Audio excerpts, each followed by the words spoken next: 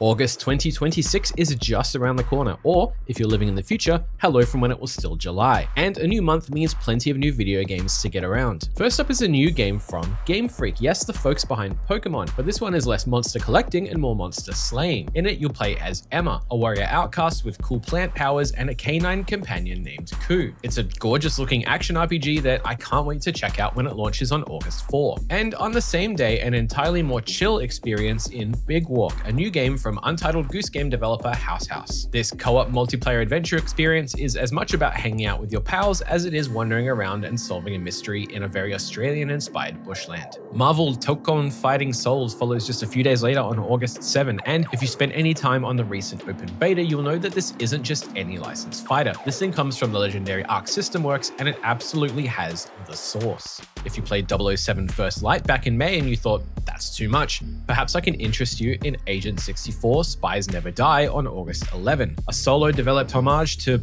well, do I need to say? Next on the shortlist, we have Jank Footy on August 12, which promises to do for Australian rules football what NBA Jam did for whatever sport that's about. Except in this example, NBA Jam features wacky inflatable arm flailing tube people, bouncing DVD logos, and dad's car on the court, or pitch, or wherever. Also, it has Broden Kelly performing commentator duties, and it's always nice to see professional sports support small creators. This next one almost would have missed me if not for seeing it on publisher Fireshine's catalog when I was looking at stuff for Dench Attack, which is a 10 out of 10 game from last month you absolutely must play. Duskfade on August 13 is something of a love letter to the PS2 era of 3D action platforming. So if you're like me and you sorely miss the likes of Jak and Daxter or Ratchet and Clank, pay attention to this one. The Sinking City 2 is an interesting one. I kind of vibed with the original as an eldritch horror detective story, but Frogwares is going all in on survival horror for the sequel, which looks like it may pay off. Time will tell if this ends up being an eldritch banger or another guy meets girl gets spirited away to another dimension and has her body stolen by cultists,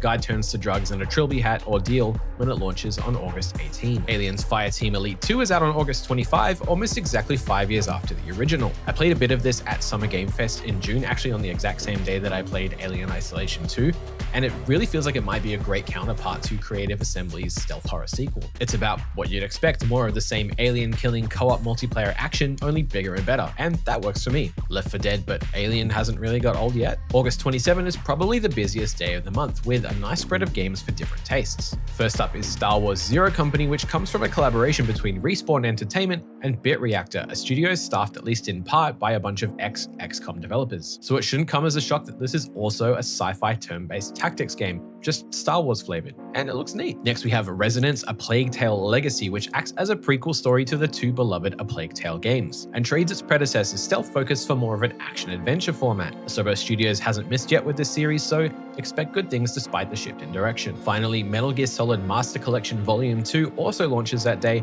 and brings together 2 more MGS classics. And while Peace Walker has already been the subject of re-releases in the past, the most exciting bit here is that we finally have an official version of Metal Gear Solid 4 Guns of the Patriots that's playable outside of the PlayStation 3. Speaking of ports, I have glossed over 2 major releases coming to the Switch 2 in August 2026. Final Fantasy XIV on August 4 and Elden Ring on August 28. Both big wins for Nintendo diehards who feel they have a few hundred hours to spare in the month ahead. And that's it from me. There are plenty more video games coming out in August 2026, so please don't come at me for not having had the time to list them all.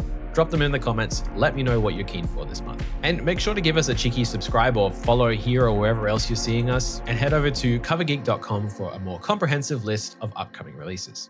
Thanks.